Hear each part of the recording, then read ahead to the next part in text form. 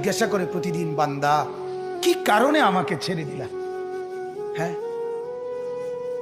রাত 12টা বাজে তুমি ঘুমায় গেলা, মা ঘুমায় গেল, বাপ ঘুমায় গেল, বিবিও ঘুমায় গেছে, পাড়া পড়শি ঘুমায় গেছে। আল্লাহ বলেন আমি তো ঘুমাই নাই। বান্দা আমিও তো ঘুমাই নাই, সারাদিনে আমিও তো জগৎটা পরিচালনা করছি, তবুও তো আমার কোনো ক্লান্তি নাই, আমি তো ঘুমাই নাই। কেন ঘুমাই নাই জানো বান্দা?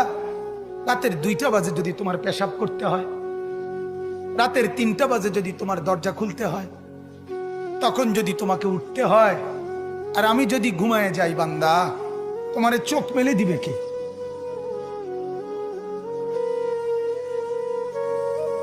এই বাপ, চোখ মেলে দিবে কে? আহ,